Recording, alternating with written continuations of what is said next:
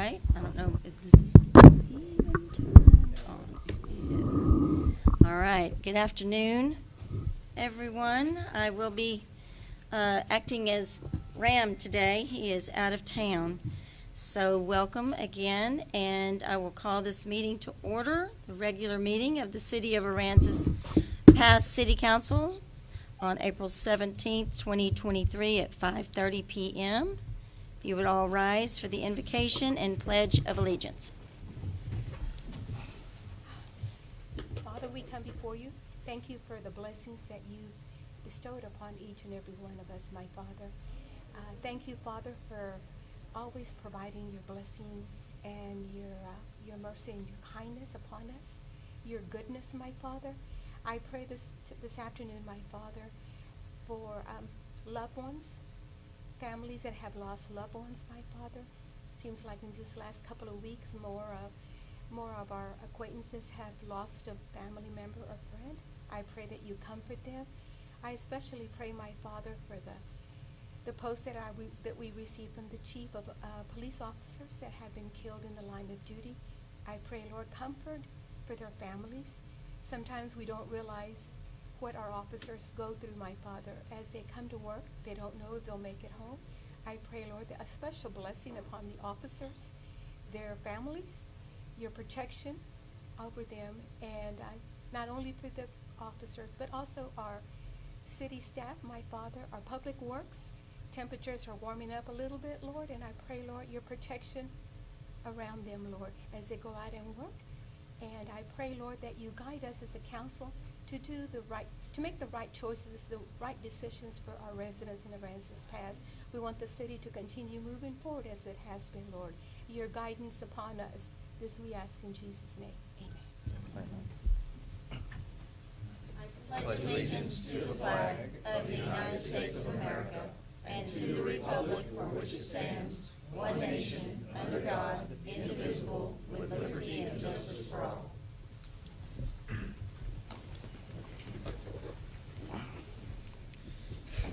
Okay, now we move to presentations and proclamations. We will have an update on the 88th Texas Legislative Session by Roxanne Contorneo, our City Attorney. Good afternoon, Mayor and City Council members. My name is Roxanne Paez-Cotroneo, and I am the City Attorney for the City of Aransas Pass. So today is our third legislative update. We've had two updates in the recent past, letting you know all the bills that have come forth. As you know, there's about 8,000 bills filed. About 2,000 of those bills all relate to city government. We have done some pretty extensive presentations about the highlights of very detrimental bills. I'm not going to go through that today. What I am going to go through today is let you know that home rule cities are losing control. There have been a lot of the bills that we've discussed have already gone into committee and have been approved out of committee favorably and are going to the House floor or to the House Senate. They're in the stages of actually switching sides now, right? Wherever it originated, it'll now go to the other side, now to the other side. The legislation will end, the legislative session will end May 29th, 2023.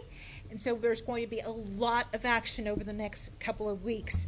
And usually bills that are in their current form won't be the exact form when they finally are voted on the House floors at the end of the session. I do want to let you know, though, when I tell you that home rule cities are losing control, I cannot emphasize that strong enough. Tomorrow, there is a super preemption bill. And I've explained to you in the past that super preemption means they're taking away almost all of home rule cities' control to regulate and issue ordinances that are important to their own communities. That super preemption bill came out of the House committee favorably, and it's going to the House floor tomorrow morning for a vote. I'm going to ask that whether you are in favor or against this bill, that you voice your American voice. You contact your state representative for this area is Todd Hunter or J.M. Lozano, and your senator is Zaffarini. So I want to ask you to write these phone numbers down. You can call even tonight. There should be voicemail messages that you'll be able to leave your opinion on, make them short and sweet. The super preemption bill is known as House Bill 2127. So write that number down, House Bill 2127.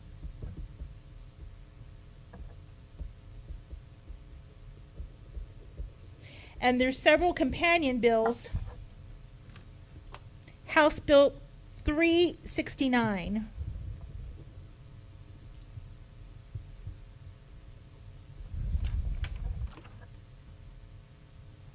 And Senate Bill 814.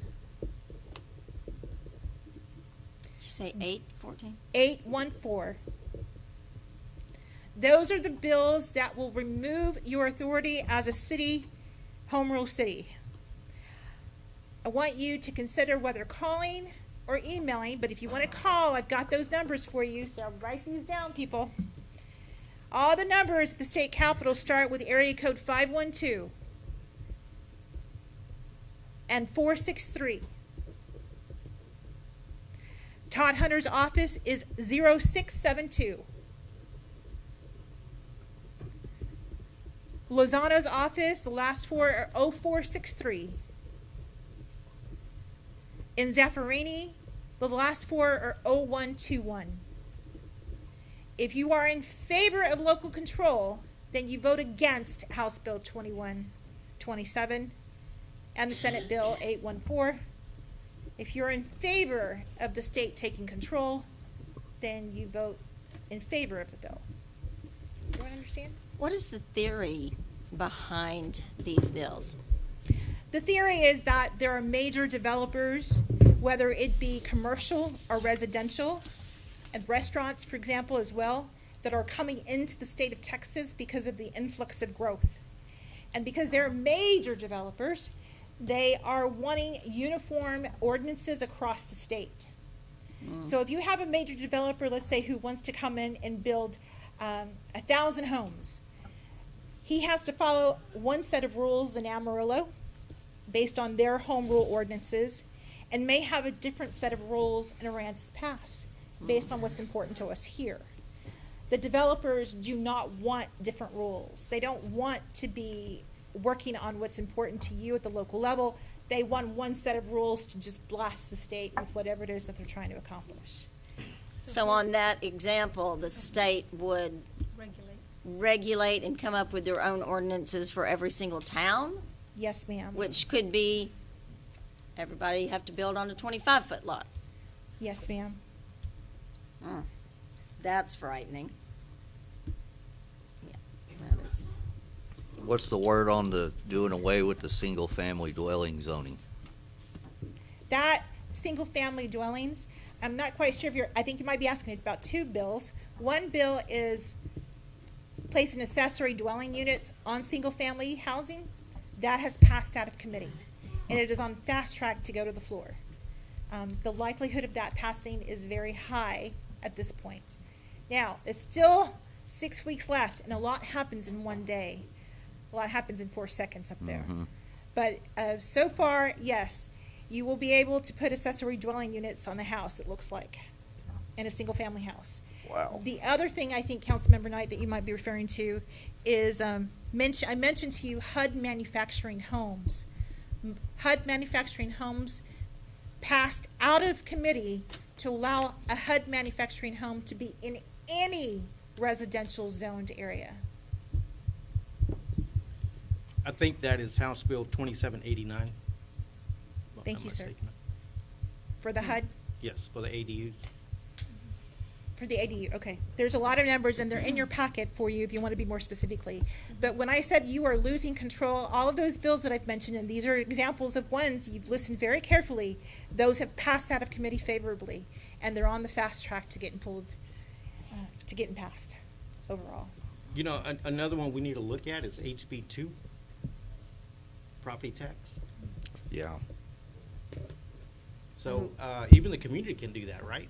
I mean, Absolutely. it's not just Everybody us, can right? call. No, it's Absolutely. everybody Yeah. needs Yeah. to call. And- What is H Bill 2? So Can that's a 5% cap on Oh, property tax. okay. So, Read that one. Yeah, Okay. you got to look at that too, because there's some amendments on that too. So even that 369, I believe, as well. So that's a 5% cap on your appraised or market value? I want to say appraised. Appraised value, that's horrible. Yeah. Uh-huh. Please listen to what I'm saying. The home rule cities and your ability to control the character and flavor and culture of your neighborhood, you are losing control. Everyone needs to speak up. Now, I've given you the phone numbers and the names of your local elected officials, but the reality is that there are many more local elected officials who should hear from you as well. And so if you're on the path to doing a phone bank or a telephone call, then you're welcome to call any other elected officials who will vote on these bills, and that would be all of them. I looked at their website, and there's very little comments, for or against this. That's correct. It just seems like people are not that proactive on it. That's correct. I've listened to, you are absolutely correct, Councilmember Dominguez. I've listened, I was at the Texas Legislature all last week. I certainly have listened to a lot of committee hearings that are video recorded so that I can hear them all. And you will be very surprised. There are the only city official that I can recall actually testifying was the City of Fate mayor. I have not seen city officials testifying. I have not seen people testifying on behalf of cities at all.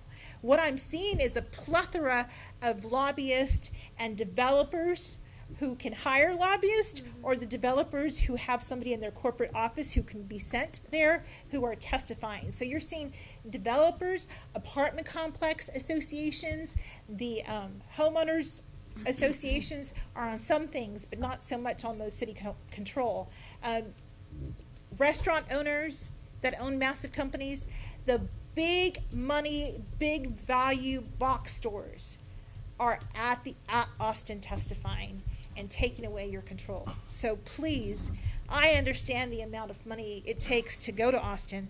I certainly understand how much it costs to even spend the night there. The rooms there book about $500 a night. It's outrageously ridiculous. So we all can't afford to do something like that, but we can call or we can email. If you want to look at who the elected officials are, you can go to texaslegislature.com, I believe it is. I'm not sure if it's com or yes. You can Google Texas Legislature and it will come up. And you can see all the officials and how to contact them. Or through TML, and it is also the 88th legislature. 88, yes. Yeah. So all of these that you sent to us, the public can see that on the city website on the agenda. They're all there. That's correct. Yeah. And if you don't feel strong enough to say, oh, House Bill so-and-so, you can at least voice your opinion on the status, like you're in favor of city ordinances controlling or not in favor of city ordinances being controlled. Yeah, so Google Texas Legislature, and it'll come up. It's a fancy texas.gov. something else. So speaking of lobbyists, the censorship, that can affect us too, right? Absolutely. I think TML is very busy trying to figure out how to save the job that they have to be able to lobby on behalf of cities. That is such a strong fight. There may not be as much fight for the other bills. But they've thrown so much at TML, who we rely so heavily on, and they're at a disadvantage at this point. Which one is the TML bill? It's Texas Municipal League. It's the community censorship. I think if you'd go one more page. Just which one is it so we can write it Oh, down? I understand. Thank Yeah. you. It's Senate Bill 175 So it's 175. and House Okay. Bill 3538. And for the public's information, that's a bill that would prohibit cities from organizing or joining in an organization that helps voice city issues to the Texas legislature. So it's a silencing of Texas cities. Wow. That's frightening. I'll put it short another way. The state wants to control all.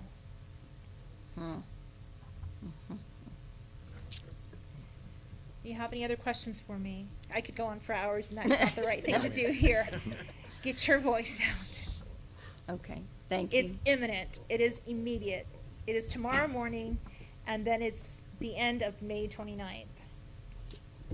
So these things that we should call about are on the floor tomorrow morning? The super preemption bill is on the floor tomorrow morning. Okay. That's the one that would take all of your powers away and probably leave you with very limited ones. Very, very limited. You would basically become administrators of the state's will. So are they going to provide all the funds that we need to run our city? I know, right? Structure and all of Of that? course not. No, No. ma'am. No, no. If they want control, they should just pay our bills and repay her.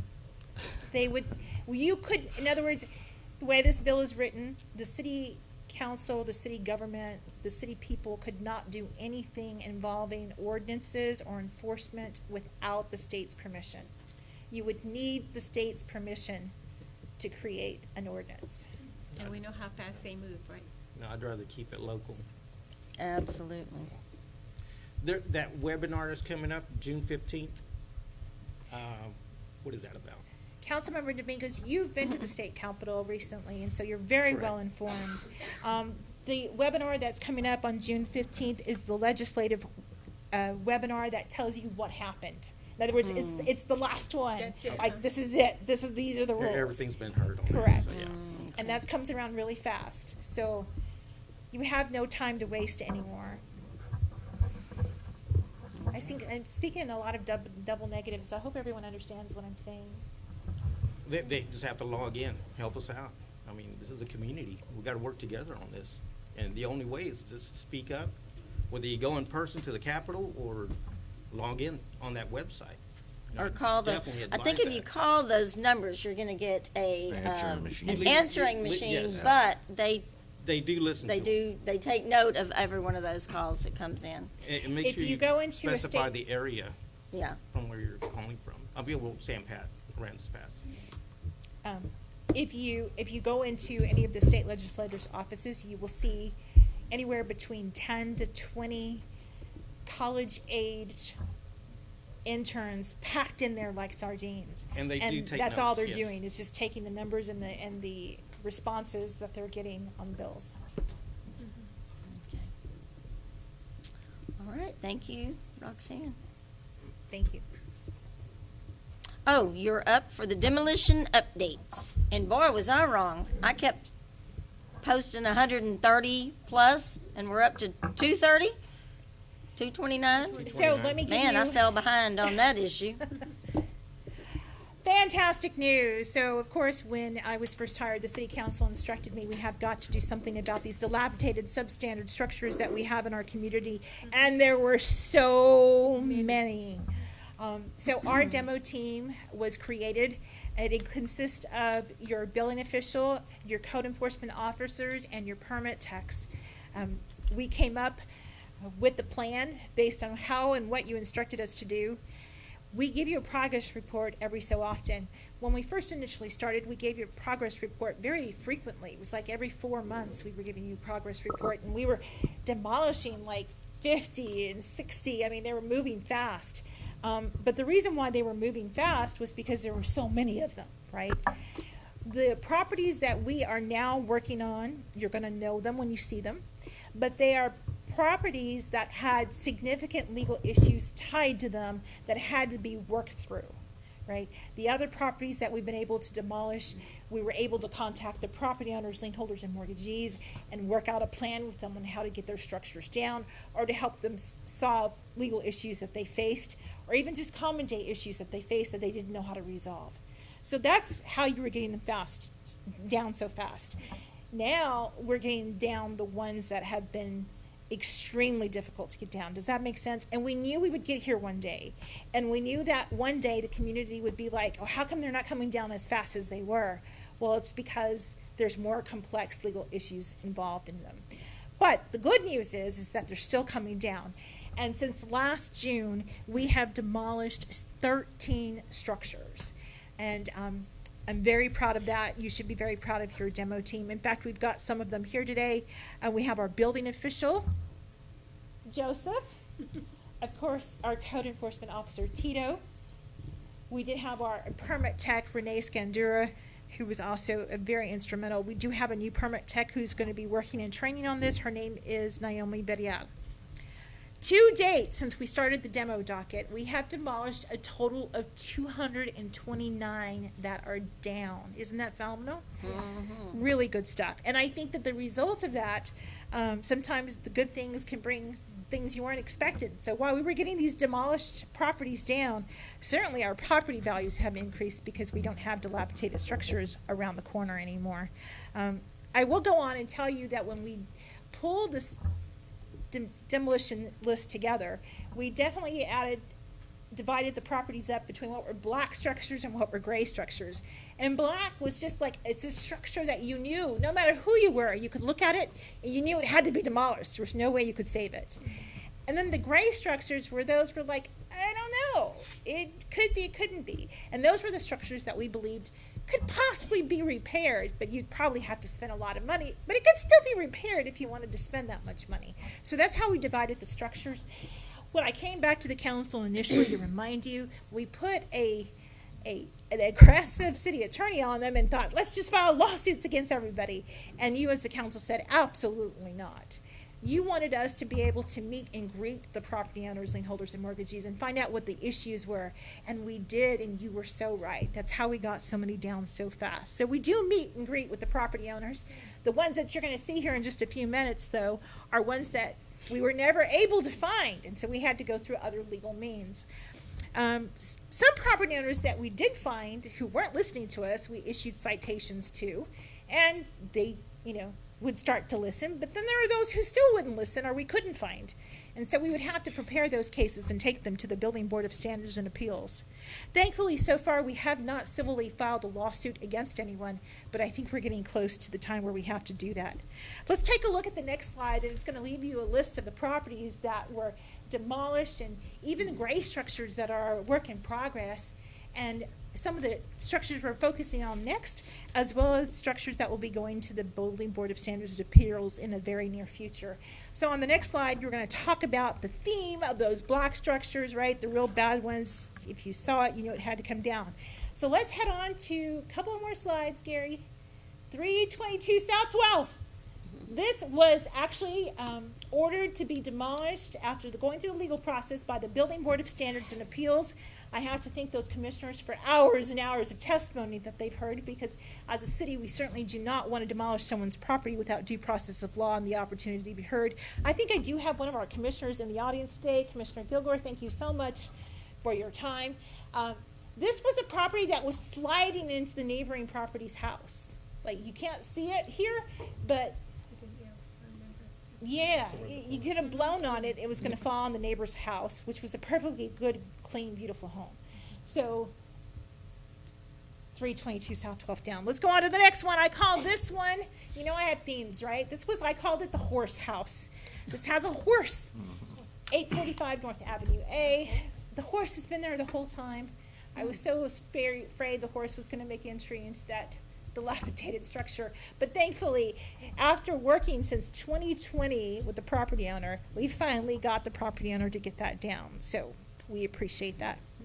On to the next one, 1144 South Arch.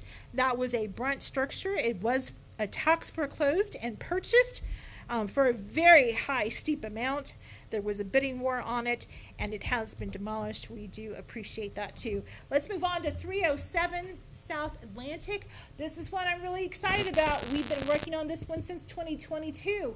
This was the main entrance, all right? So if you're coming off the bridge from Port Aransas, and you take a right on Pacific, and then you take another right on Atlantic, this was a major entrance to one of the major entrances to Con Brown. That is finally, the top portion is down. They're going to leave the piers up, and they're going to actually build 2 homes on that. So we're excited that one of our major entrances, Con Brown, is going to be completely redone. Moving on to the next one. That would be 1051 South Houston. I call this the bee house. Every time we spoke to the property owner, there was always bees, and she was having a problem with bees. And I'm like, we're having a problem with you, not with bee. The property owner actually hired numerous contractors over the period of the past few years to try to get the work done, but was having the worst luck with contractors. So she finally was able to sell it in the condition that it was in, and with the new property owner, we were able to get it demolished. So thank you for cooperative new purchases. Let's move on to 310 North Lamont. This was a property owner, was a veteran who actually has lost his leg. And his structure, half of it got burnt down. Thankfully, our amazing firefighters were able to get it out before the whole thing came down. What an amazing group of people. But it wasn't salvageable, and so thankfully that veteran was able to get that down himself. Isn't that amazing? Mm-hmm. Amazing what people can do. Let's move on to some gray structures. These are, because it's not just about demolishing, right? It's about rebuilding and putting people back in homes. So let's take a look at 253 South 8th Street. Now, you probably have the property owner of this in the community right now in the audience. He's actually back here. Is it? Yeah, there it is. There Right. he is. So he came a while back asking for permission to put his RV on the back of the home, and so that he could build his new home here, fix it up. And you've been giving him a conditional use permit. So we have been on top of him every couple of weeks. We call you, don't we? And check on the status. We all become family at the end of the day. And he's making progress. So we're going to keep on top of him. And we'll see what you guys decide to do with his structure and his RV in the back later on today. All right. Let's move on to 1010 South 11th. I call this the bail bond house. It's the bail bond house because the person lost the house for failing to appear in court at the county. You know, the bail bond's been foreclosed on it. And so we had to go through legal processes to get the house sold. The house did get sold, and it is being renovated. They are working on the interior of the structure. So we hope to have that filled with a family soon. Let's move on to 723 South Rive. This was a tax foreclosure that we worked on. There is a new property owner that's purchased it. I believe this is Cooper. Is that right, Tita?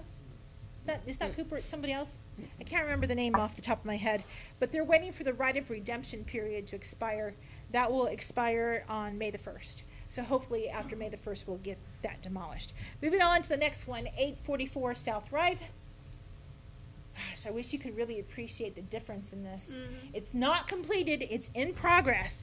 But the good news is that the building official has had the electrical, mechanical, plumbing, and framing inspection done. They're on good terms. They're moving in the right way. I call this the white picket fence house. There is no white picket fence, right? You don't see a white picket fence? No. But you will see a white picket fence because that's what the property owner intends to do. He said to us he's very important for him to beautify the community and that he will expected to finish within the next 3 weeks. So I look forward to hearing what the community thinks about that one. 429th Sound Saunders is our next one. I called this the basketball house. You can see there used to be a basketball court.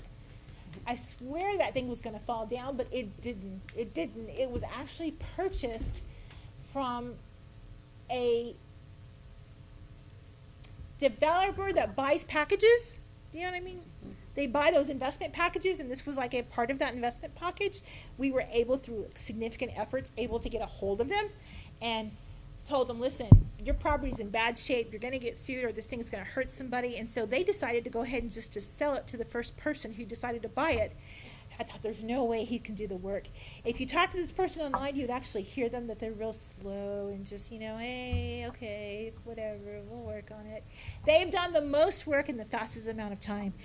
This property owner has gotten married, and so hopefully we will see them inside. They're working on the interior as well. All right, so a lot of good news, a lot of stories. Do you like those stories? Mm-hmm. Does it matter to hear them? No? It was like, just get We off like the to hear agenda. the stories, Roxanne. All right, I'm going to tell you what is next, and I have to tell you that this is probably the biggest, most important one. Mm-hmm. It's 503 South 10th Street. Oh, across the street from the school. Finally. Yes. Finally. A lot of legal processing having to be done with that, a significant amount of time. Again, the Building Board of Standards and Appeals Commissioners listens to hours of testimony involving this. It is not easy to take away structure of people someone you cannot find. But we did it, and it is coming down. In fact, your building official is going to be giving you some information today because we have the bid to knock it down, and hopefully you will approve that bid. And if that bid is approved, it will be down in less than a week. I'd say about 2 weeks. 2 weeks. All right, well, we'll have cameras and crews out there, I'm sure. The next one we're also working on is 246 North 8th Street. I have no clue who this is. We can't find anybody, but we're going to keep trying. Let's move on to 550 South Rife on what we're working on next. This is actually a property that was inherited from a mother. The mother passed it to her daughter, and we had contacted the daughter.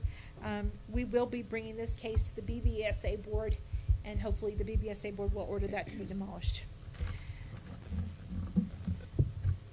And we also have 1117 South Arch. We've been able to contact the property owners. They're not moving as fast as we would like them to, so stay tuned. Let's talk more about what's coming to the Building and Board of Standards Appeals in the near future. Everyone knows this one. Right there on Wheeler. 1030 West Wheeler. You know, I'm going to make a call out to community support. We're going to have to send this to the Building Board of Standards and Appeals because we can't get the property owner to listen to us. I'm going to need community members to come and testify about the blight that this causes and how the impact to our community just looks bad. Yes, okay. Anyway, I'll let everyone know when that's scheduled in the near future. Next one's 1030 North Houston. I refer this to the Emma P. White. I've heard that name for so long, Emma P. White. Emma P. White is deceased, and she's got about 35 heirs, and no one's going to listen to me. They can't listen to me. They won't listen to me. They're all internally fighting with each other, so that's another one that will be going to the BBSA. And then the last one I'm going to mention to you tonight is 144 South Houston. Y'all have seen this? Right? It looks like it was a beautiful home. It must have some great history. People who recently purchased this about 2 years ago asserted that they were going to try to rehab the property, and they have disappeared. We have written them citations, no show in court, says warrants out for their arrest. We continue to call them, no answer, or disconnected phone numbers that we're able to find. So this is another one coming through. This is not too far away from the other 3 commercial structures that we demolished not so long ago. Just down the street, kind of around the corner from it. So much accomplished, so much yet to accomplish, and hopefully we'll be able to get even more new homes. A lot of the new homes that you actually see in town are new homes from demolished structures. Thank you, the 229, and hopefully in 2 weeks we'll be at 230. All right, thank you. Thank you. All right, we go to all of the following items on the consent agenda are considered to be routine by the City Council and will be enacted with one motion. There will be no separate discussion of these items unless a council member so requests. If discussion is desired, that item will be removed from the consent agenda and will be considered separately. I'll move to approve March 14th. Where are we at? Why does mine say work? Okay, 2023 workshop meeting minutes. Second. All in favor? Aye. Aye. All opposed? Public hearings, case number PZ 2304-04. This public hearing on request for a renewal of a conditional use permit by Crystal Gautreaux to continue operation of Pook's Pub at 402 South Commercial Street.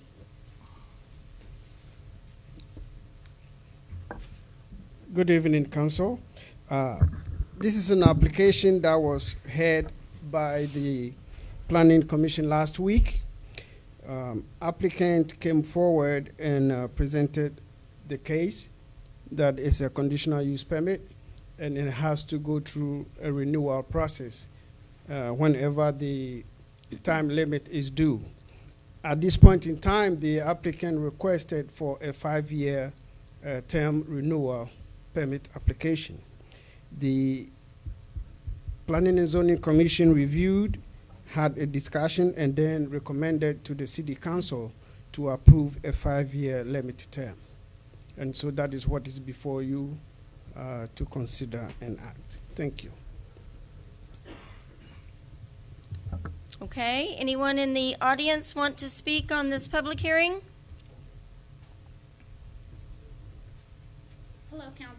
My name's Crystal Gotro. I'm the owner of Pooks. At the time that I went to planning and zoning, I did request for a continuation of our permit. At that time, I was told that the max was 5 years. Upon talking to some other business owners, I was told that I could possibly request one in perpetuity. So if that is a possibility, I would like to request that. I want to thank y'all for y'all's time. I want to thank the people that have come here to support me. I provide jobs. I provide a place of entertainment. Have we had some hiccups? Absolutely. I work closely with Chief Blanchard to make sure that those things don't reoccur. But I think that we offer something to the community, and I hope that y'all consider this permit. Thank you. Thank you. All right, anybody else? All right. Jose, is there a way that we could have a perpetual conditional use permit? Currently, under a conditional use permit, the zoning requires a maximum of 5 years renewal. If we have to consider that we have to do a text amendment to the zoning. Okay. permit. All right, I appreciate it. Okay, I consider this public hearing closed, and now we will consider an act on ordinance granting a renewal of a conditional use permit to Crystal Gotro for a 5-year period to operate a bar as depicted in Exhibit 1 at 402 South Commercial Street, being Town Site Block 511, lots 30 through 32, Aransas Pass, Texas, subject to conditions set forth. I move to grant the renewal of the conditional use permit to Pook's Pub for a 5-year period, operate as a bar depicted in Exhibit 1 at 402 South Commercial Street, beginning Town Site Block 511, lots 30 through 32, Aransas Pass, Texas, subject to conditions set forth. Second. All in favor? Aye. All opposed? All right, there you go. Yay! Woo-hoo! All right, good job. You too. Dang, y'all don't want to hear the rest of this fun stuff? No, they won't go to the Lock bar. the doors. Don't let them out. My goodness, I can't believe they don't think this is fun. Moving on, case number PZ 2304-05, public hearing on request of renewal of conditional use permit submitted by Joe Gonzalez to continue temporarily dwelling in an RV at 253 South 8th Street while renovating the existing house located on the property. Good evening, Council. This is also another conditional use permit. Applicant had requested earlier down the line in last year for an 8-month conditional use permit to put his RV on that property to renovate his building. The time is due, and at this time, he has not been able to finish within the set period of time. So he's requesting for an extension, another 8 months, to live in his RV whilst he fixes or repairs his property that is on the demolition list that Roxanne, City Attorney, mentioned about. The applicant is here, and if you have any further questions for him, he will be ready to answer. Thank you.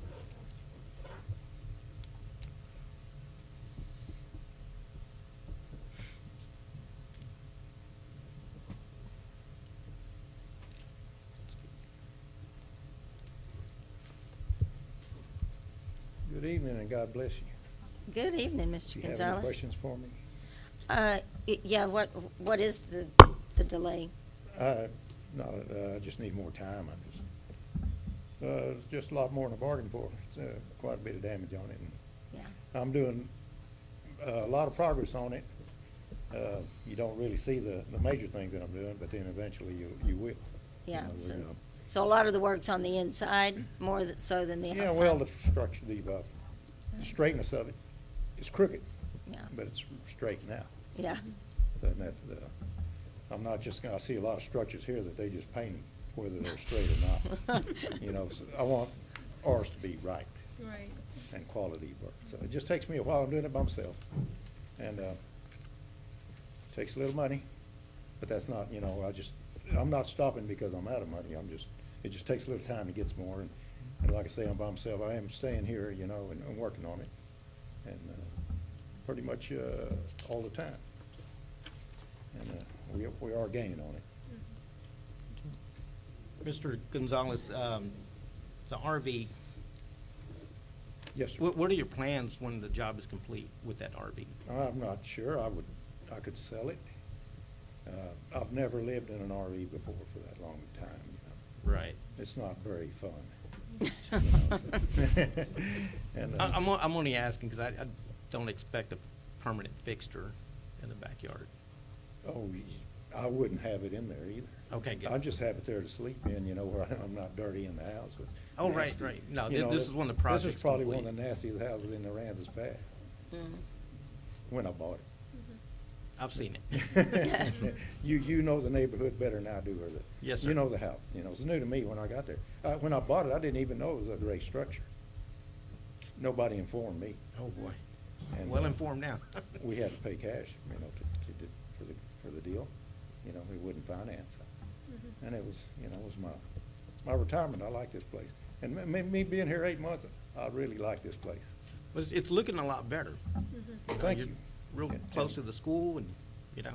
Oh, yeah, Pretty and much the centrally neighborhood was located. great. I didn't know which neighborhood I was buying when I bought it. And I figured it out. I got blessed, because I could have been on the other side of the, you know. I've seen some other places, you know, and I would have probably ran from it then. But I like the area. Good. Very nice town. I like the small town feeling. So I'm gonna finish it. No, I don't like losing, you know.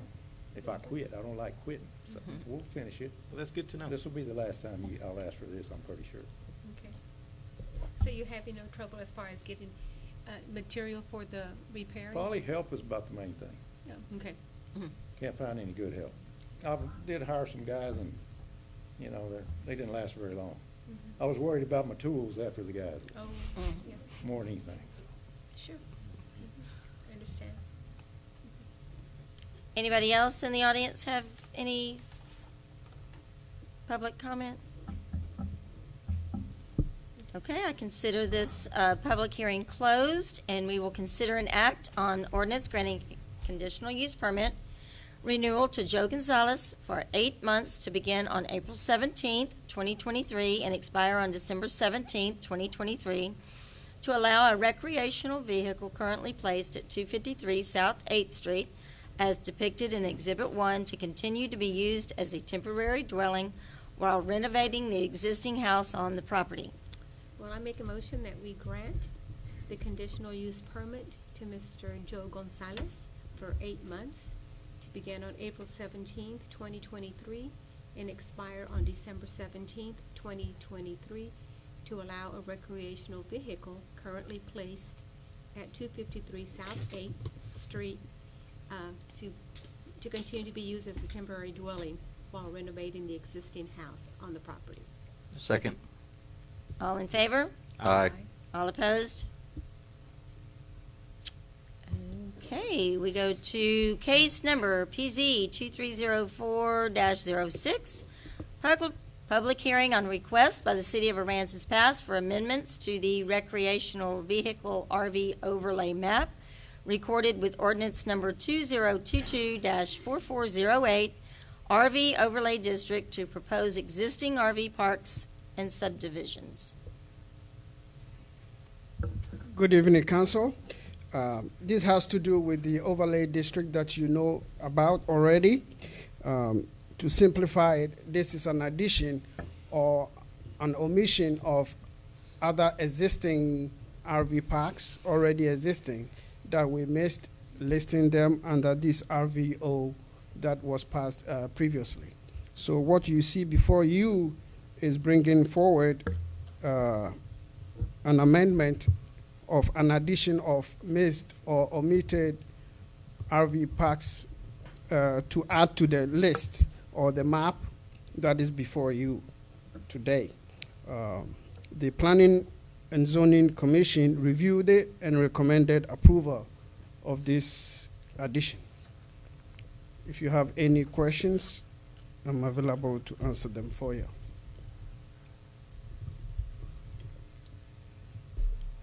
Anybody in the audience? Council? All right, I consider this public hearing closed. We will consider an act on ordinance of the City of Aransas Pass amending zoning ordinance numbers 1308 and 2022-4408 by amending the recreational vehicle overlay map as depicted in Exhibit 1, providing a repealer clause, savings clause, and severability clause, providing a publication date and an effective date.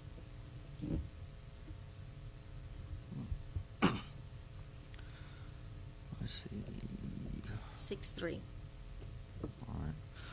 Well, I move to approve the change of the ordinance of the City of Aransas Pass amending zoning ordinance numbers 1308 and 2022-4408 by amending the recreational vehicle overlay map as depicted in Exhibit 1, providing a repealer clause, savings clause, and severability clause, providing a publication date and an effective date. I second. All in favor? Aye. Aye. All opposed? And now we move on to the city manager.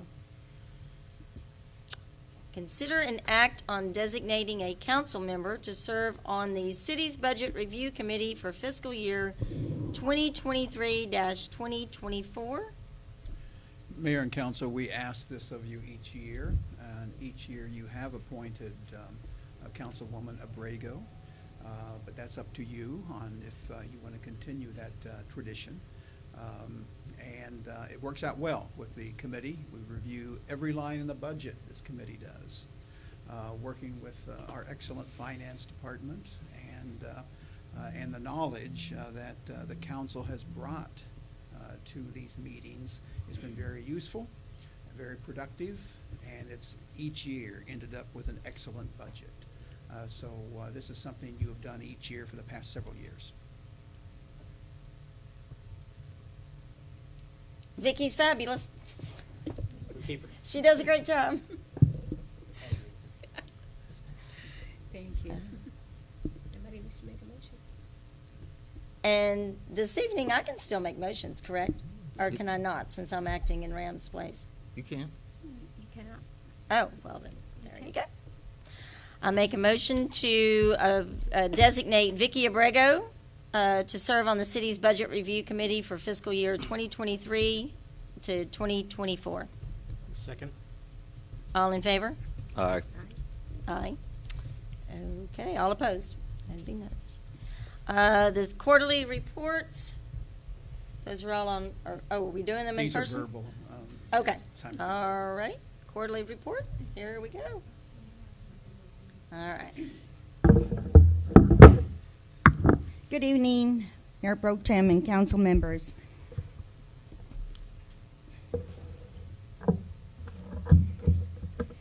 Our quarterly report on cases filed, it's 234 cases, convictions 209, and these are all the cases that we report at the end of each month, and for the past 3 months it's 209 cases that were reported. We issued 100 cases pro fines, and these are cases that already had agreements or they defaulted by not completing the driving safety course, or they defaulted in not completing their deferral conditions. We issued 161 Class C warrants. I signed 44 CID warrants. We had about 154 walk-ins. The traffic has reduced a lot due to that we're doing a lot of teleconferences, that we're still continuing doing some of that. I issued 3 emergency protective orders, and magistrated 11 cases after hours, and signed 3 warrants after hours, and then signed 1 administrative warrant. Also, I'm going to say we, Officer Valdez accompanied us, and Araceli, my senior clerk, we attended the traffic safety, and because we were awarded the honorable mention for traffic safety that our court promotes, and we promoted at the National Night Out, at the Trunk or Treat, at Character Walk, at Key Burger, and we do presentations at the high school, and anything that we can promote traffic safety to prevent tragedies, fatal accidents, and also what we do with the youngsters is we have coloring books, and in these coloring books they're educational, and also they're reading books. They're educational, and it shows them how what gear to wear when they're riding a bike,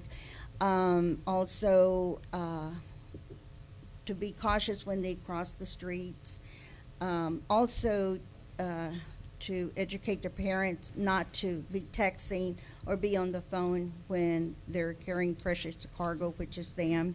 And so also we pass out literature that educates the people that ride motorcycles. So anytime that we have an opportunity, we distribute this information. Also on Municipal Court Week, we try to educate our people as to also be careful in preventing having accidents and things like that. I got called and they were congratulating me for getting the honorable mention, and I said, no, I want the award. But, and this is statewide, and then when they told me that the city of Houston also got honorable mention, and they go by categories on the size of the cities, well, I didn't feel so bad. Considering Houston is a big city, and they also competed through other metropolitan cities, and we also competed against other cities throughout the state our size, I feel very honored to at least we got honorable mention. And so I didn't want to put it on social media or anything, because I wanted for y'all to be the first ones to see, that it does pay off for us to be out there in public and trying to educate our community on traffic safety. And we got this, and we also got honored with this. And so Very nice. It was a very nice celebration and ceremony, because competing against the whole state of Texas, it's a big. Yeah, very good. Very Congratulations. proud of y'all. Thank you. Very good. On Thank the you. report, does anybody have any questions? Thank you. No. Thank you. Thank you. Thank you. Yeah, nice job, Henry. Good job. And thank y'all for all y'all do for our citizens. Next up is the planning.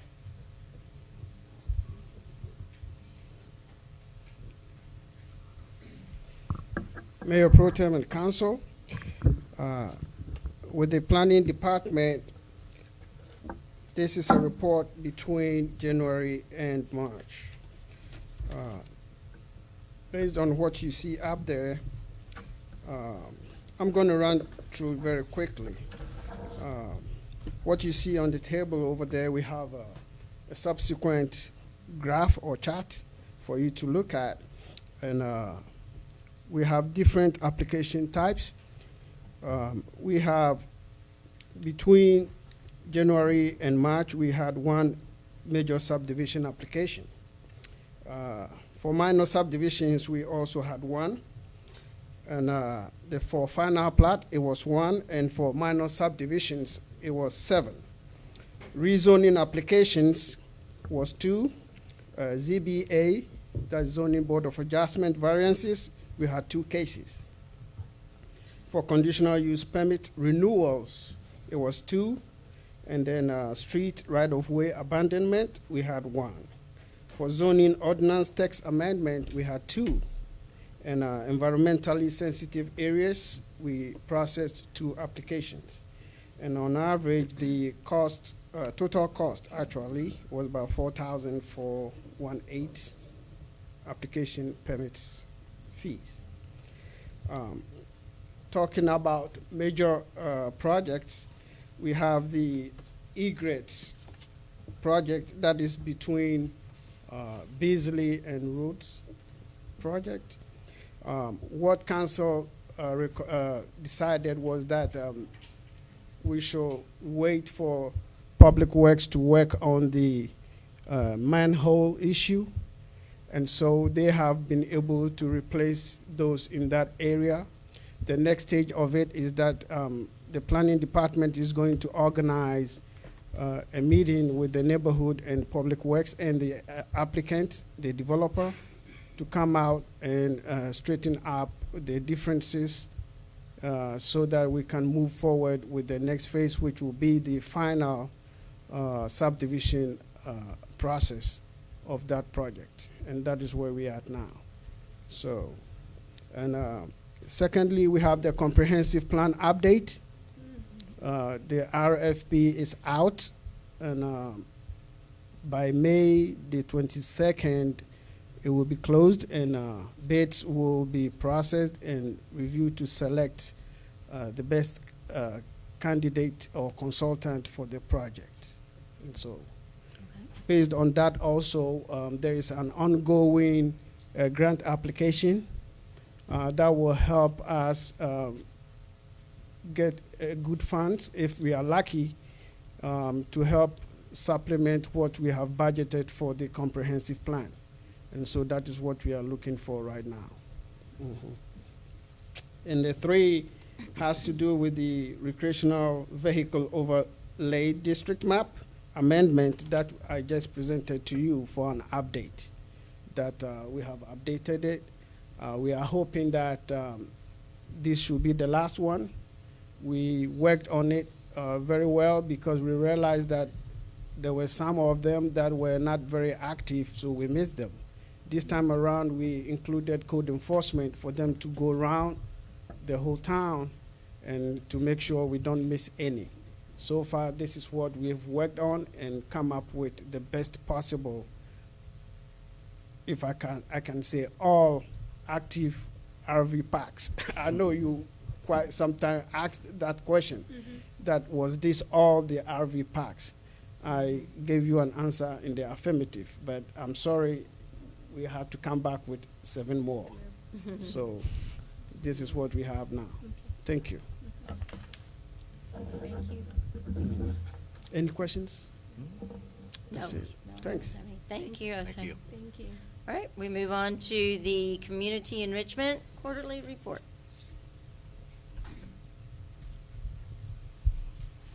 Good evening, Mayor Pro Tem and Council.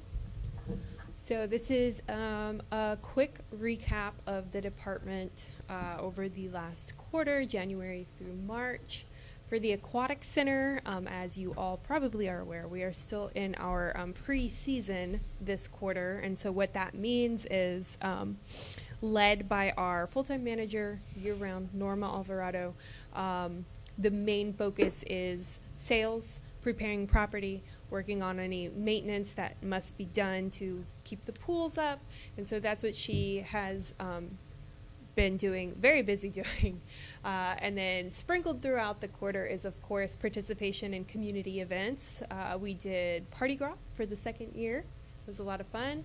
The Aquatic Center was present for our first community welcome reception in January, and then just filling our books already. This quarter has been super busy, filling our books with school groups. A lot of repeat customers come through with that, special event bookings, and then we roll right into our lifeguard lessons and classes, and so that's what they're doing right now.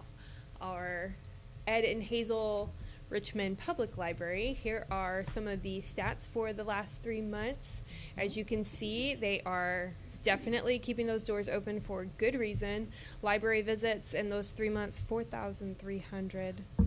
Our online book checkouts, they're over 450. Our story time, over 1,000 participants in those 3 months.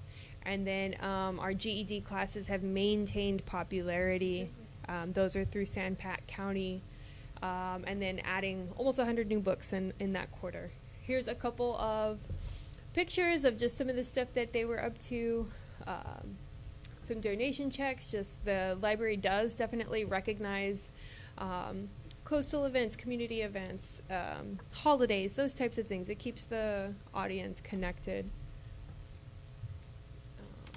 So something that the library is working on right now, the Overdrive app, is what patrons have been able to access library resources through remotely. So that platform is changing over to an app called Libby.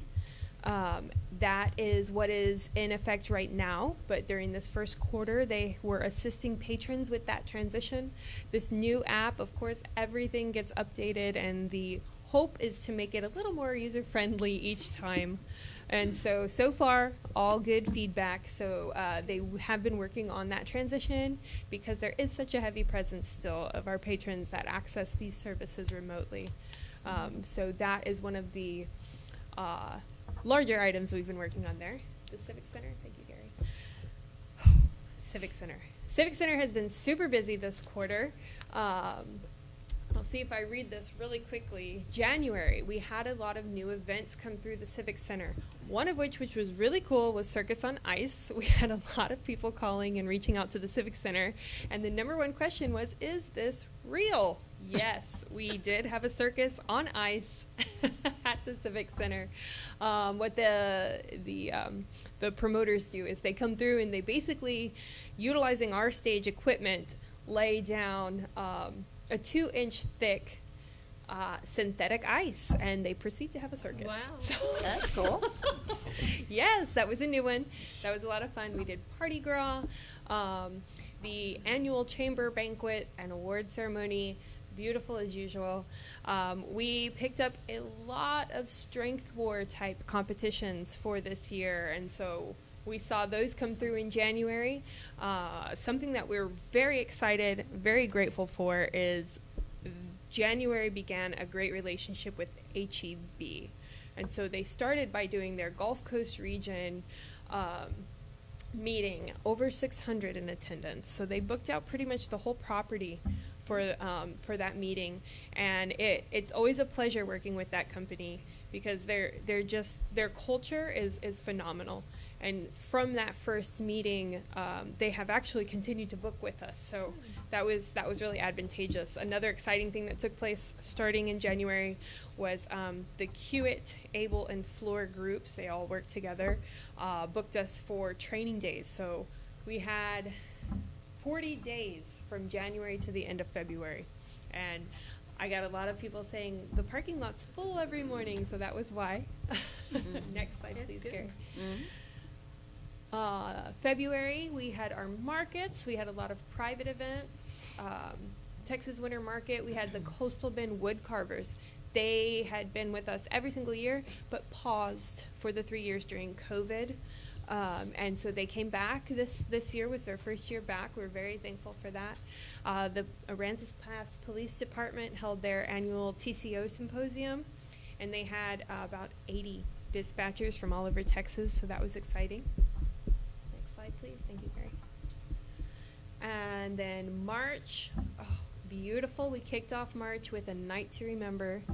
Another successful year for that event. You can see here a couple of our mascots that came out and had fun. The Strength Wars, that was very interesting. That was some really heavy weights that went around there, about 1,100 pounds on one of those competitions.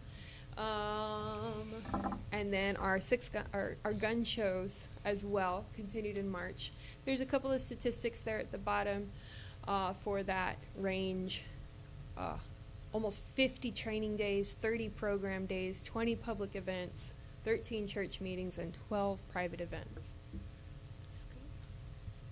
Thank you. And our senior program over the last quarter, we did Valentine's Day. We've done a lot of crafts. They do find a lot of value, this community, in making those crafts. It's something where they can be creative, they can be social, and we really try to incorporate useful items into those meetings.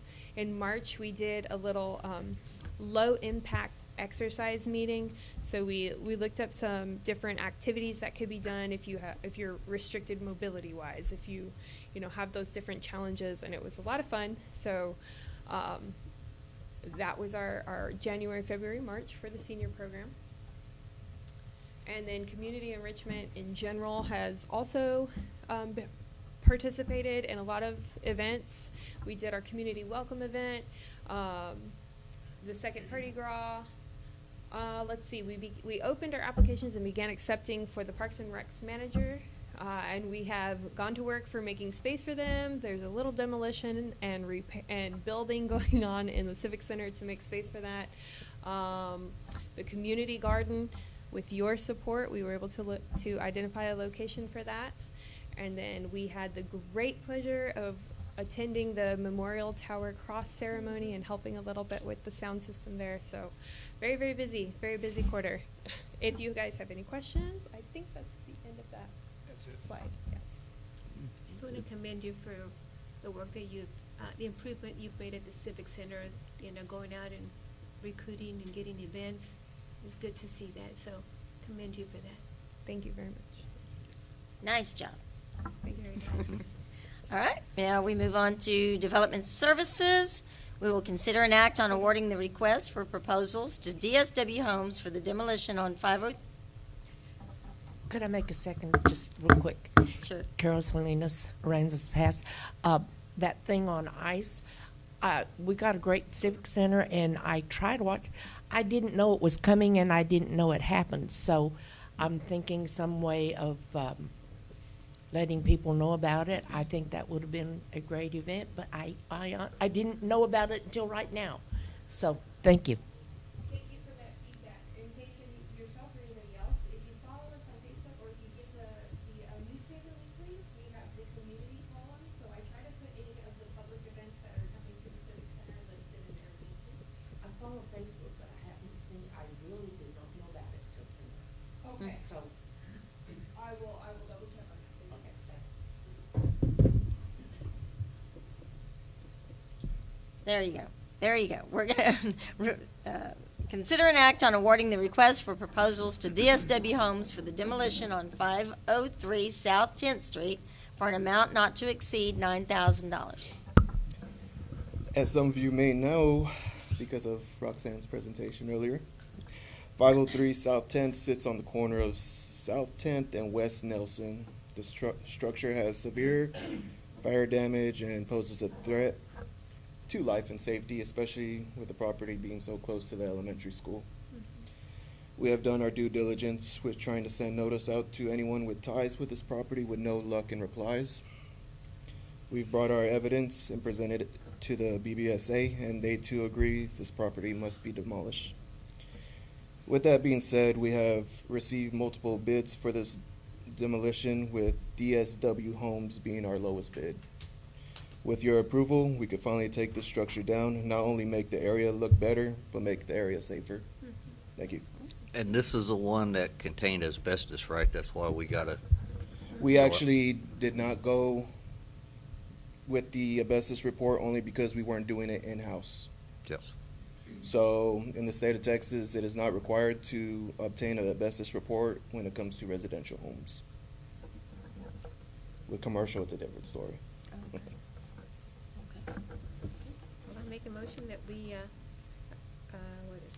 award the, to DSW Homes for the demolition of 503 South 10th Street for an amount not to exceed $9,000. Second. All in favor? Aye.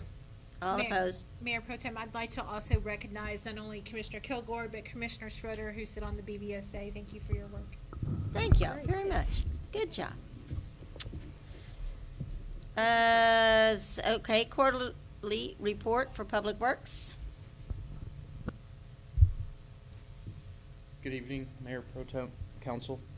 Here to present the quarterly report for the Public Works Department. I'll start out with the Utility Department, your wonderful water and wastewater guys that are working around the clock, even through the night. I'm just going to go ahead and read off the quarterly totals.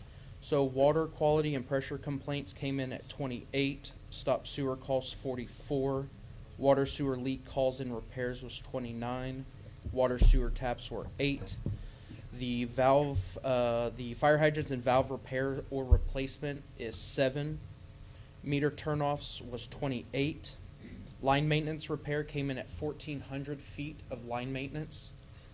Line locates came in at 483. There's a lot of development in town. It's keeping these guys really busy, trying to prevent these companies from hitting our utilities.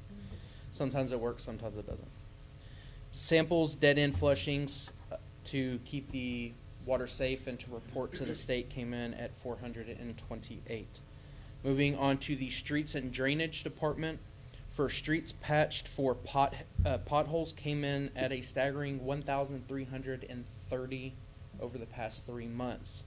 I know that seems a lot, but if you look at the trend, in January we had 480, and we came down to 350 in February. But then we got some rain, and that causes a lot of potholes to recreate themselves. So that number then spiked back up to 500 potholes for the month of March. Signs replaced or repaired throughout the town is 55. Storm sinkhole repairs is 17. Roadside ditches regraded came in at 2,100 feet. Street sweeping came in at 10,900 feet. It's a little over 2 miles. To some people, 2 miles isn't a lot to street sweep, but your average city block is only 500 feet wide. So it's quite a bit of sweeping. Not to mention we only have one licensed CDL driver in that department, and our street sweeper does require a CDL driver. So he's put in a lot of work, not only sweeping but also trying to help the crew along the way.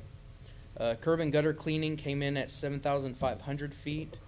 Due to reporting errors, we did not calculate how many drain boxes were cleaned. So it's one thing to clean the curb and gutter with the broom, street sweeper, what have you, but as that debris builds up inside the drain boxes on the side of the road, our street sweeper is capable of sucking out leaves and debris out of the actual collection box itself.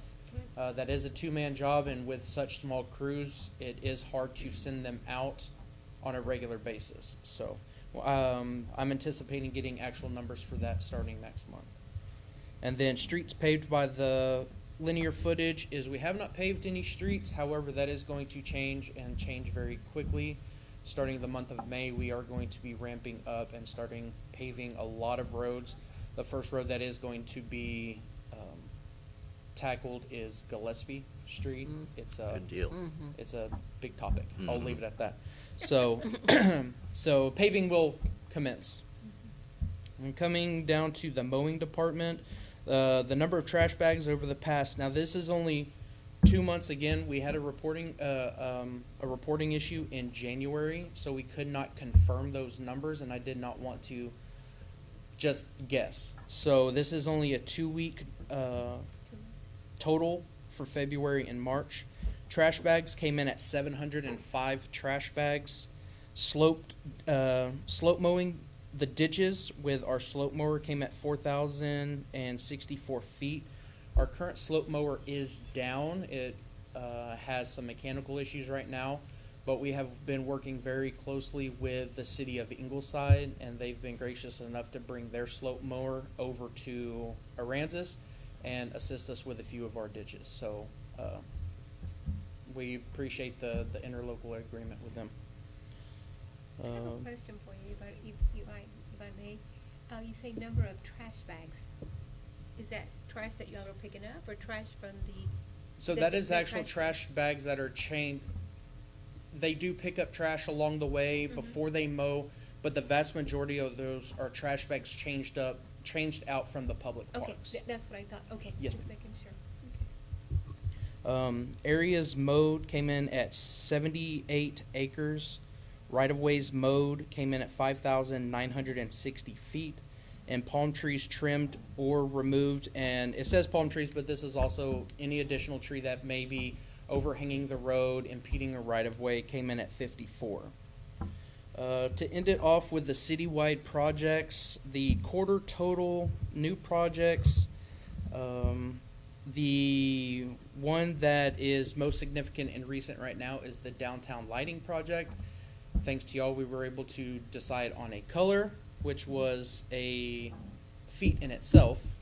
And those poles, I just got a call yesterday, those poles are projected to be delivered this week. Oh, wow. But not the luminaires. There is a large delay on the luminaires, but I will keep everyone posted as those gain closer. But you need the poles before the lights. So then the projects closed out came in at a total of 3.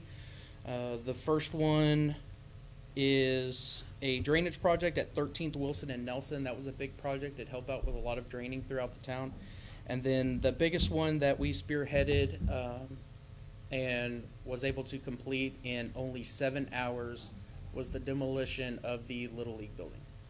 From the first crunch of the machine to the last sweep of the broom, 7 hours it was done. That's good. So, does anyone have any questions, concerns? Good.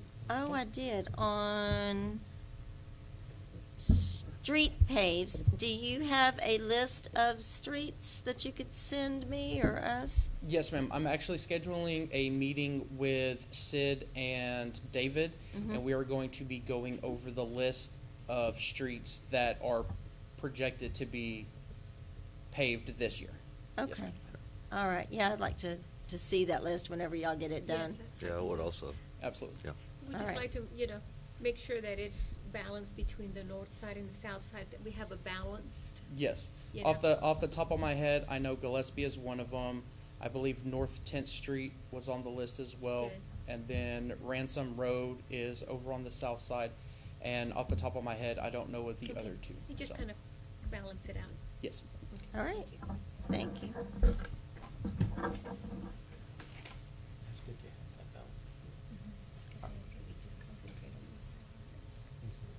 Are you up again? Building? I'm up again. Okay. It'll be quick and sweet. You've got 5.5 seconds. Going now. That's not the right page. Time's up.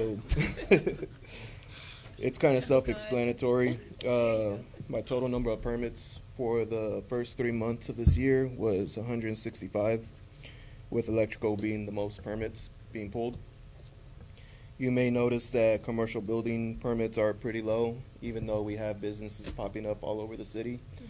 This is because these commercial building permits are for new commercial buildings, which really haven't been popping up. So hopefully that changes soon.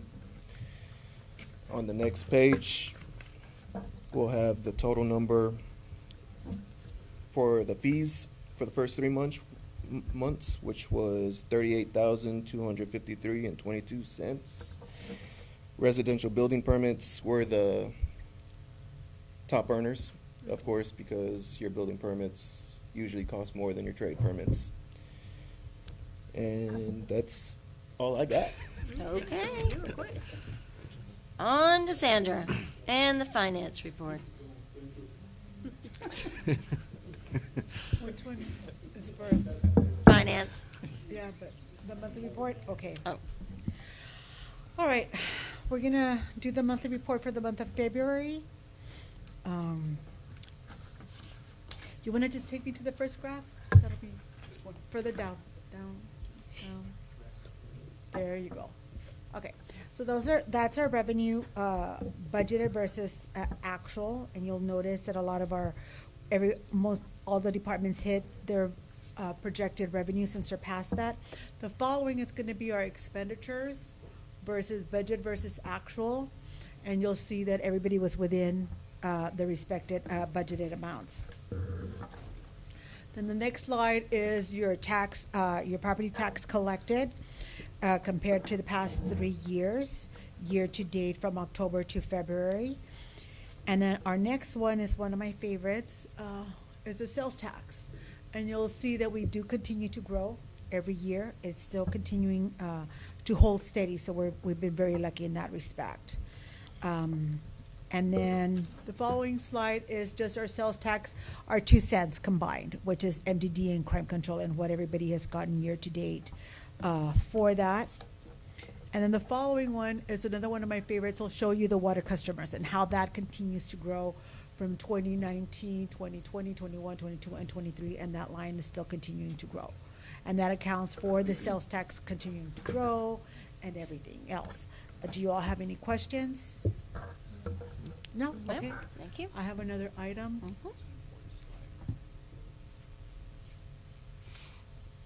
It's the investment report.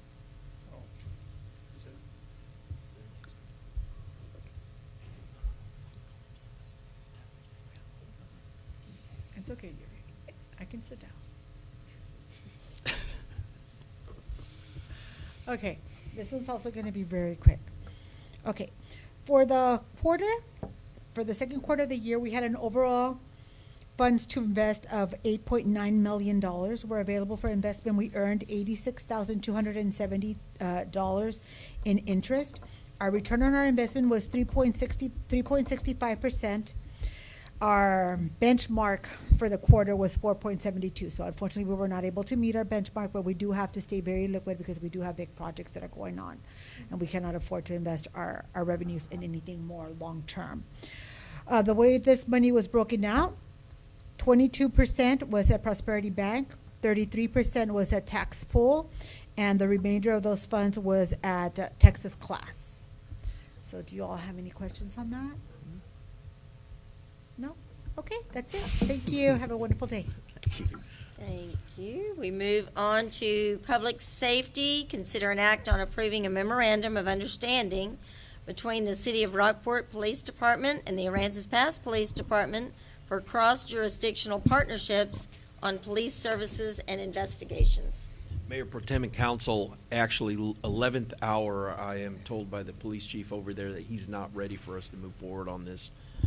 So this item, I would ask that we take no action, do nothing on it at this point. I'm working with him to see if it can come back to the table. It may ultimately not.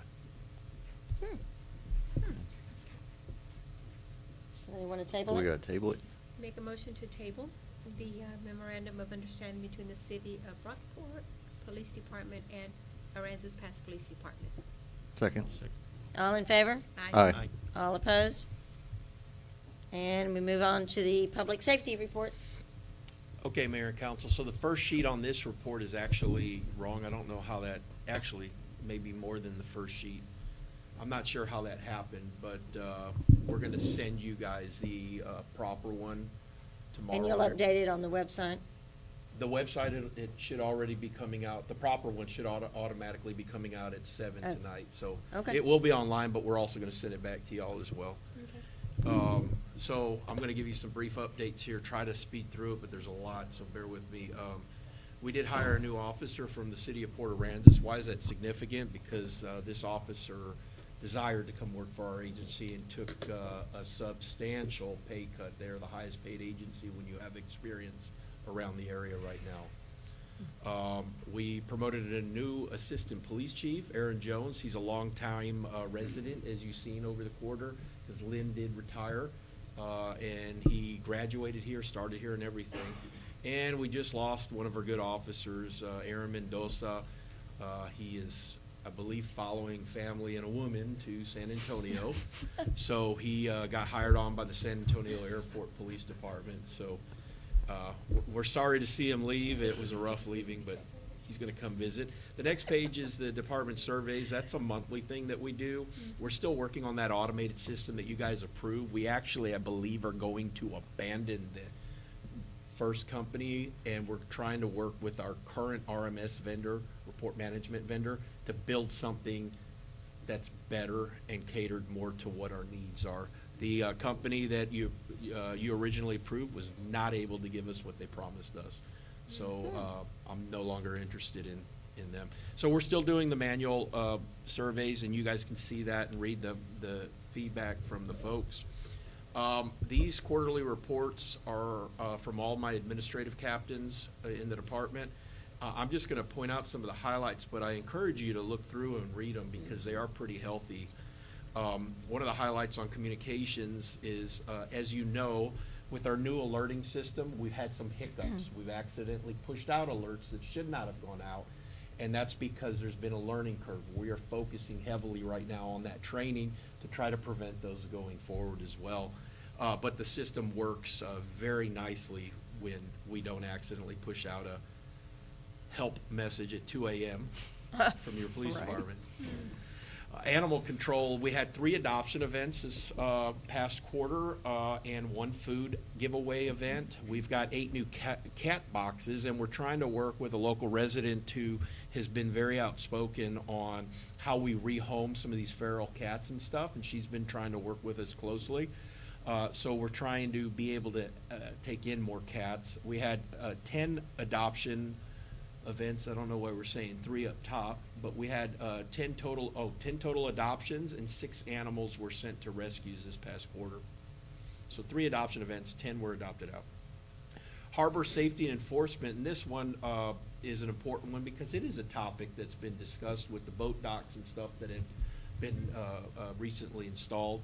We had several stranded kayaker events, Carrie, which is unique. I know that you guys are into kayaking. But one Was of it due them, to wind, or what happened?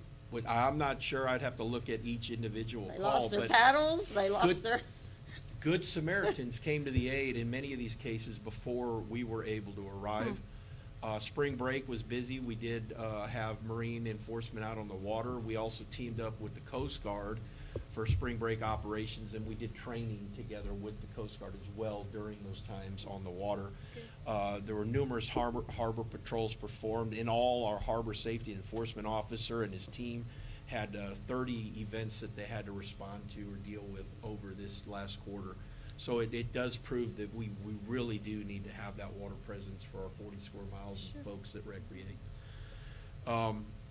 Going down, we'll look at January here from Patrol Department. Had a traffic stop that led to 12.16 grams of methamphetamine, another one that led to 558 prescription pills illegally obtained and in possession of a subject that was delivering them, and half a gram of methamphetamine during that month. In February, nothing too significant related to drugs, but we did have some DWI arrests. We also received our 3 new Ford police trucks that we ordered over a year ago for last fiscal year. Wow. As you know, it's been taking a long time. In fact, I think we received this year's order, some of it, before those came in. So just very bizarre times of trying to get new police vehicles, and it's not unusual for us. In fact, the chief just over the weekend was asking me, Mark Corey from Portland, how are you guys doing on getting your vehicles right now and stuff like that. So we're all kind of dealing with it. There were 10 charges for controlled substances in the month of March. We had one event where the officers recovered 10.2 grams of cocaine. We had a trooper that called for assistance last month. He had a guy that ran from him, he stolen a vehicle or whatever, and our officers assisted, set up a perimeter. We deployed the drone. APPD officers actually found them through the drone and officers on the street, and we got them for the trooper, so he was quite thankful. Spring break operations, spring break alone, 87 citations were issued during that event. 10 arrests were made during that operation. We always beef up for that because we know that we're going to be busy. Of course, we had that bus incident that got made famous online. The district attorney intends on going full-fledged in on that case. It came about 2 days after, that's when the female was blocking a bus, preventing it from moving. That came about 2 days after the massacre at another school that had happened. You cannot mess with our kids. You cannot mess with our schools. We have to take those situations seriously, and we will take them seriously. there are better ways to go about handling problems that you're experiencing. With investigations, we also have drone operators in CID, and sometimes they have to step in and help. So one of our detectives did help on an event with Aransas County. They had a guy flee from them. CID detectives got 8 warrants and made 3 arrests. In all, total 11 people arrested by CID. 5 assaults were involved in that. And they were also busy testifying in court. As you heard, maybe, I think I published it out, Omar Guerra, who was responsible for the double homicide of the brother and sister in Sherwin Forest, he got convicted. We would love to have seen, even the district attorney would love to have seen more come out of that, but this is the best you can get sometimes with the court verdicts and cases. Same with Maloney. We would love to have seen a better outcome with that. Unfortunately, the time he got, I think, was 35 years. I can't remember. But you take somebody's life so viciously the way they did, putting her in a toolbox and leaving her out. That was horrible. Another conviction, though, that we got. Finally, those were going. We also have one of our serial rapists. If you guys remember that brutal raper on the north side of town that drug a female in the brush, they're very uncommon to have stranger danger rapers like that. This guy was a resident at one point in Aransas Pass, even raped somebody closer to him. We got a conviction on that one. We're preparing to go to trial on the one in Aransas County, and soon we will also have him connected to, I think, a few more in Houston, and that was our investigation on all of them that culminated that case. Detective Captain Kyle Rhodes is an amazing investigator. We got another case that this is a unique one. I'll share more later on, not right now, but it was an Aransas County murder case that unfortunately couldn't go to trial in Aransas County. We got him convicted by the ATF on a felony gun charge, federal felony gun charge, because we couldn't get the murder to go forward. Because of a technicality in the law, we were able to get him before the grand jury in San Patricio County, and he has been indicted in San Patricio County for murder, and his trial is pending. We got another case. This was a child abduction, kidnapping. It wasn't a stranger danger. It was more of a familial thing. And the detectives that came out to respond to that after hours basically stumbled upon the car when they were responding, and they were able to get the kid back and get the subject into custody. We also worked closely over the last quarter with the U.S. Marshals, trying to locate several people in and around our area. So we got a great working relationship with them.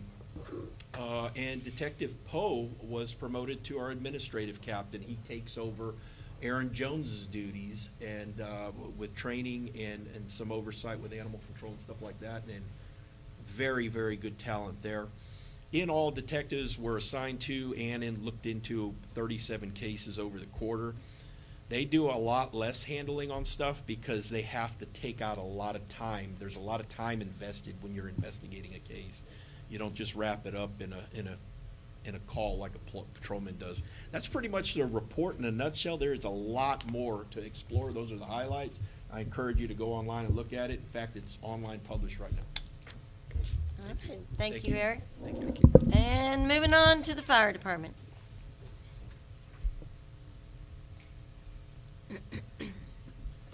Good evening.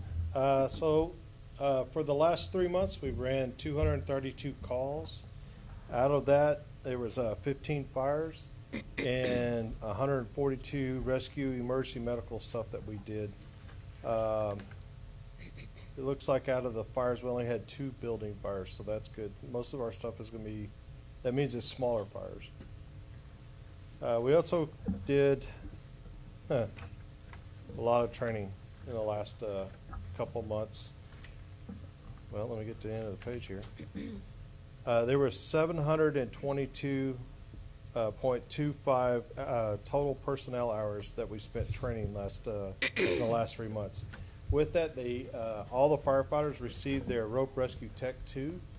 That was a special class that we had some trainers come in from outside. They brought, I don't know if anybody got to see it, had the big rack out behind the station where the guys actually got to train off of that tower and learn how to do their rope rescues. That was completely paid for up to We paid 20%, but the rest of it was paid for by the Texas A&M, the TEECs. And then in inspections, we had a total of 67 inspections, and that's being worked on by pretty much Jason Padron, but we're now doing company inspections where the fire trucks are actually going out, and again, that helps the guys get out, see the buildings that they may have to be in so that they're familiar with those buildings. Other things that happened, we did purchase our high water truck. Captain Cruz is now working at building that now, a lot of stripping down, taking the military stuff off that we don't need so that we can put the stuff that we do need on. I was able to attend the Texas Fire Chiefs Conference as well as the Arson Conference. And we had a promotion of Ryan Taylor being promoted to captain. That spot was opened up when Chief Patron moved up because Chief Borrego left. And that's it. All right, thank you, Nathan. Thanks, Nathan. Now we move to city council or staff announcements. Gary? Yes, you have before you the workshop / special meeting for April 24th at 5:30 p.m. And at this point, the items to be discussed were pretty much the same as was presented to you at the last meeting, the 911, the public hearing on residential homes at city entrances. That makes it a special meeting, the public hearing. A discussion of some issues related to West Myrtle, amendment to Brown Harbor overlay ordinance. And I can't recall why that's on there actually, but we'll talk about that at that time after I learn some more about it. The kayak park near Aquatic Center, that's a potential grant. And then the state parks grant, additional boat ramps at Brown Harbor. These grants are not received. These are grants that we will be applying for, anticipate doing so. That's all as far as the workshop goes. There is a city neighborhood cleanup scheduled for this weekend. And do you want to say anything about that real quick,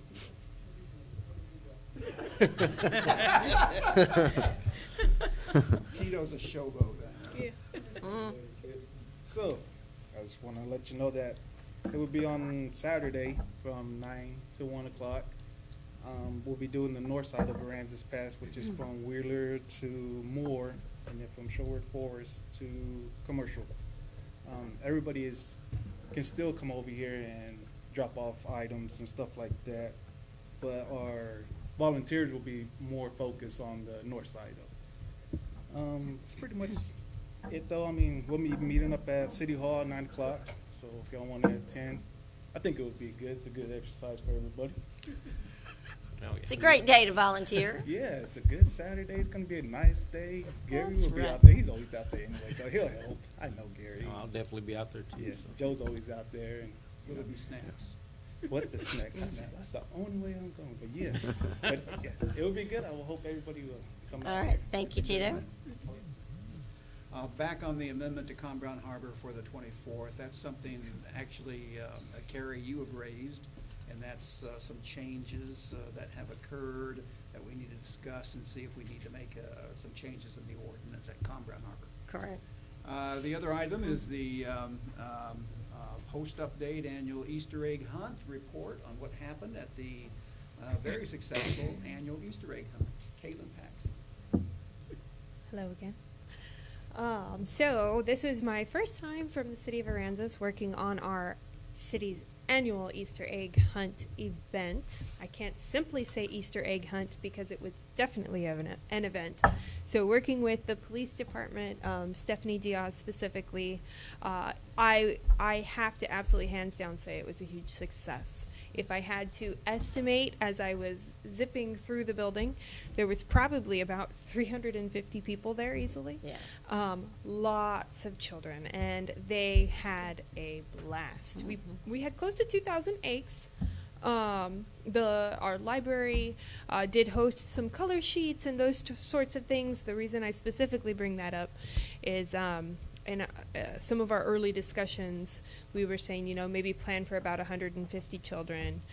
So that was how many they supplied.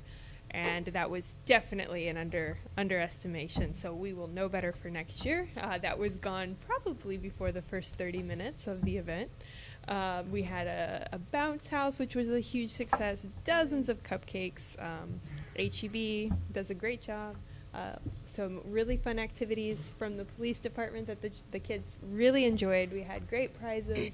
Some of our community partners stepped forward. We had some donations from local businesses that turned into great prizes for the kiddos. So a lot of good takeaway notes for next year. Started to begin to build already for next year. And we're very grateful for your support for it. Thank you. Any questions or comments? It was a great event. It was good. We were It was good to there. see you and hundreds of kids running around. And yes, Stephanie Diaz was running those kids' races with the three-legged race, the Tug of potato war. sack race, Even the the tug of war, the yeah. spoons. She had it going on nonstop. Yeah. Yes. She even had all the mascots out there. Yeah. That was comical. Is the Civic Center a good place for it? I'm saying it's cooler. We had all I that think it's rain, cooler. Yes, and thank you so- for touching on that. It's We cooler. actually had originally planned the event to be at Community Park over at the Shrimpery grounds, but the temperatures were in the 50s, and having 2 or 3 days of rain out on that field, we didn't want to jeopardize the surface, especially so close to the Shrimpery event coming up. So we did move it to the Civic Center. From what I understand, it was actually very comfortable, as you're Yeah. saying, And I'm because just it was kinda wondering climate that might be a controlled. good- I thought it was. a good I venue liked to it. have it at. I'm just saying. The bathrooms, yeah. Oh, yeah, and then there's bathrooms. That many people. Bathrooms, yes, there was lots of bathrooms. All So, right, yes, thank you, for Kaylin. that. Appreciate it. Thank you. Oh, there you go. So, our library social, April 26th from 2 to 4 in the afternoon will be, of course, at the library. So this is an event that's historically been very popular with the community. You saw some of the statistics earlier in the report. The library is well loved. They usually were having 2 library socials a year, once at Christmas and one to celebrate during Library Week. The event was paused in 2019, the last one they were having there, as the pandemic was sweeping through and the library did close. So this is our first one back since the pandemic. There's going to be food, there's going to be giveaways, it's going to be a lot of fun. They've got some cute little library logoed items, and let me tell you, Lil and her team is really looking forward to seeing everybody come back to our first social. So we really would love to see as many of you all there as possible. All right, thank you. Now we move to citizens' comments. Citizens' comments are intended for matters that are not scheduled on the agenda. Please limit your comments to 3 minutes and state your name and address for the record. Be advised that the Texas Open Meetings Act prohibits the City Council from responding and discussing your comments. The law authorizes the following: make a statement of factual information, recite existing policy, advise that this subject may be placed on the agenda for a subsequent meeting. Everybody's rushing. How you doing, Council? My name is Ricky Kilgore. I live at 745 South Whitney. Some of you know me, some of you don't. I've been with the fire department here, retired from the fire department here for 34 years. Now I'm hearing rumors that they're wanting to go all volunteer. If you go volunteer, which we've tried before, it's shot down because you don't have enough volunteers to respond during the day because they got to work. They got to make livings. They got to support their families. Like I said, I've worked there for 34 years. This department's been paid since the 1950s. So why are we wanting to go backwards instead of keep going forwards? I don't understand that. And I hope the council will look at this here and say, no, we're not going backwards, we're going to keep going forwards. We've got a great department now as it is. City, been here almost 50 years now, and I love the city. Everybody knows, and like the police department, we got a great police department. We need to keep them all together. And, you know, all of the pay staff, city council, even the water and sewer departments. Everybody needs to stay together. Thank you. Thank you very much, Ricky. Appreciate that. Anybody else?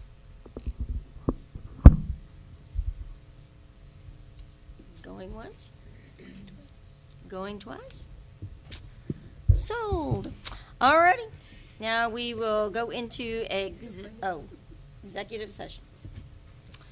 Section 551.071 of the Texas Open Meetings Act, to meet with its attorney to seek legal advice on a matter in which the duty of the attorney to the City Council under the Texas Disciplinary Rule of Professional Conduct of the State Bar of Texas clearly conflicts with the Texas Open Meetings Act and Section 551.087 deliberations regarding economic development negotiations relating to commercial contract with 630 Ransom Island Partners, LLC for unimproved property with an addendum of special provisions for Nueces CAD number 380310, a 21.61 acres of land on Ransom Island Tract 7, commonly known as 630 East Ransom Road, Aransas Pass, Texas.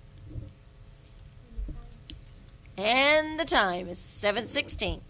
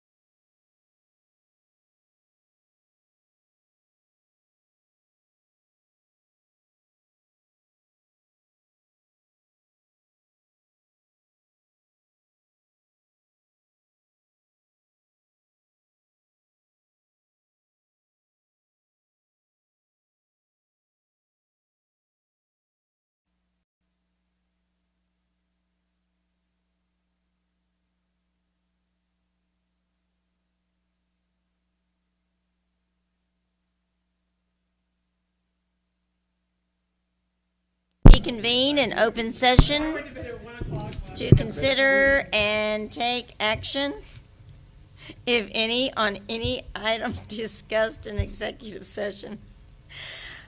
Consider an act on amending a sales contract concerning 630 East Ransom Road, Aransas Pass, Texas. Said amendments are to, 1, extend the current feasibility period of April 30th, 2023 to December 29th, 2023 without having to pay a penalty in the amount of $5,000 as described in the sales contract, and 2, agree to a certain amount of seller credit to buyer at closing. What is the favor of the council? I move that we extend the current feasibility period of April 30th, 2023 to December 29, 2023 without having to pay a penalty in the amount of $5,000 as described in the seller's contract, and agree to a $500,000 seller's credit to buyer at closing, in addition to $100,000 credit previously approved on June 22nd, 2021. I'll second. Can she do that? No. Can she do? Mm-hmm. July 22nd, 2021. Here was June. July, I amend, July 22, 2021.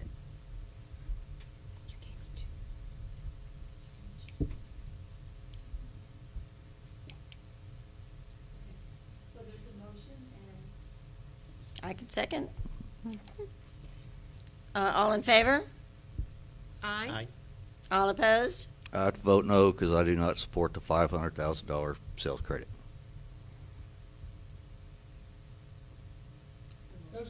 Motion carries. I make a motion to adjourn this meeting. I second. All in favor? Aye. Aye.